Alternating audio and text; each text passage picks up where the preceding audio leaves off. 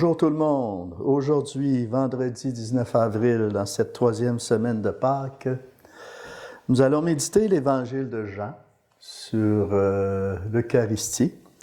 Donc, pour favoriser notre compréhension à ce texte que le Seigneur veut bien graver en nous aujourd'hui, on pourrait prendre le temps de prier le Notre Père, cette prière même que Jésus nous a appris. Au nom du Père, du Fils et du Saint-Esprit. Amen. Notre Père qui es aux cieux, que ton nom soit sanctifié, que ton règne vienne, que ta volonté soit faite sur la terre comme au ciel. Donne-nous aujourd'hui notre pain de ce jour. Pardonne-nous nos offenses comme nous pardonnons aussi à ceux qui nous ont offensés, et ne nous laisse pas entrer en tentation, mais délivre-nous du mal. Amen. Au nom du Père, du Fils et du Saint-Esprit. Amen. Alléluia, Alléluia, il est vraiment ressuscité.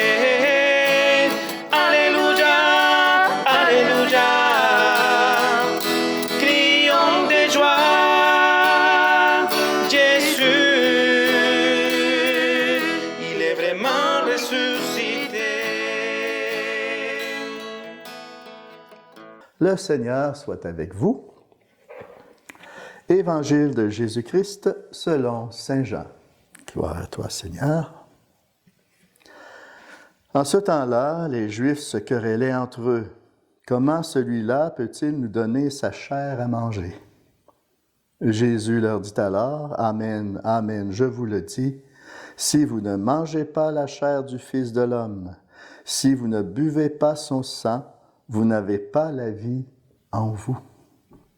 Celui qui mange ma chair et boit mon sang a la vie éternelle, et moi je le ressusciterai au dernier jour. En effet, ma chair est de la vraie nourriture, et mon sang est la vraie boisson. Celui qui mange ma chair et boit mon sang demeure en moi, et moi je demeure en lui. De même que le Père qui est vivant m'a envoyé, et que moi je vis par le Père, de même celui qui me mange, lui aussi vivra par moi. Tel est le pain qui est descendu du ciel. Il n'est pas comme celui que les pères ont mangé. Eux, ils sont morts. Celui qui mange ce pain vivra éternellement. Voilà ce que Jésus a dit alors qu'il enseignait à la synagogue de Capharnaüm. Acclamons la parole de Dieu. Louange à toi, Seigneur Jésus.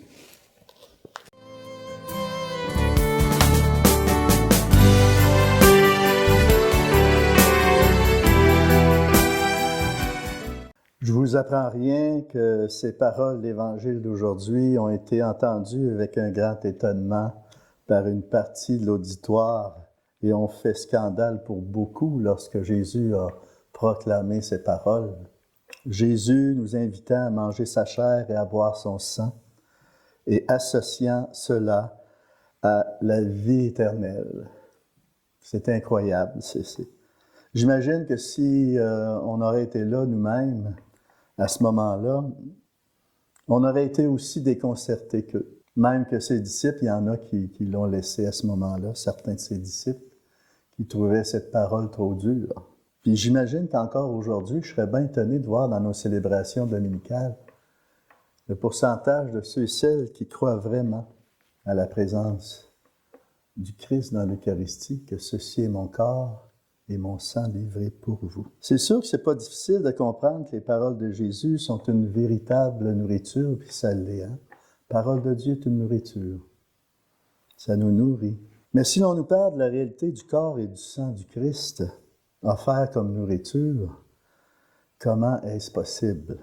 Vous savez, l'Eucharistie est un merveilleux mystère d'amour qui nous dit beaucoup de choses. On va en avoir pour toute une vie à méditer ce grand mystère-là. Chacun d'entre nous peut admettre quand même qu'on a besoin de nourriture pour vivre et que cette nourriture nous vient de l'extérieur, hein? C'est-à-dire que personne n'est source de vie pour lui-même. De ce point de vue, tout être humain, on est démuni dans ça. Hein? Et l'expérience de la faim et de la soif nous révèle très bien en nous ce désir de vie. On a besoin de manger pour vivre, on a besoin de boire pour vivre. En face de l'Eucharistie, nous considérons encore une fois que la vie, c'est un don. La vie dans l'Esprit Saint, c'est un don. Elle aussi, elle doit être nourrie, cette vie intérieure. Donc, c'est un don, mais que cette vie du corps, qui tôt ou tard dépérit et s'éteint, il y a quand même cette inspiration en nous pour une vie qui dure, pour cette vie éternelle à laquelle nous sommes appelés et qui nous est présentée, j'oserais dire gratuitement. Et pour en être digne, ce qui nous est offert, c'est de nous nourrir de cette vie elle-même, de cette vie de Dieu en nous. Ce corps et ce sang du Christ, vrai Dieu et vraie âme, à laquelle nous sommes appelés à manger et à boire pour qu'on ait la vie et qu'on l'ait en abondance. Je pense qu'on ne viendra jamais à bout d'entrer pleinement dans cette compréhension du mystère de l'Eucharistie. Par contre, ce mystère nous est proposé pour qu'on puisse la recevoir en nous. Parce qu'en la recevant en nous, il opère alors en nous une transformation. Même si je ne suis pas conscient de ce grand mystère, que je ne suis pas en pleine connaissance de cause, c'est-à-dire qu'on ne peut pas comprendre d'une façon humaine le mystère de l'Eucharistie, mais que je l'accueille comme un don gratuit. Donc, d'une certaine manière, on se transforme à ce don, nous sommes nourris. Si on a lu certaines choses, elles ont façonné notre cœur et notre tête dans nos lectures. Si on a cultivé une certaine musique ou contemplé un certain aspect de la nature, notre sensibilité a été façonnée parce que l'on a expérimenté. Il y a certains aliments qui nous donnent une certaine vitalité dans nos corps. C'est ainsi que Dieu a voulu habiter en nous. Il continue à nous transformer par le corps et le sang du Christ et nous faire participer ainsi à sa nature divine. À chaque fois que je vais communier au corps et au sang du Christ, je participe à sa nature divine. Le divin de plus en plus entre en moi.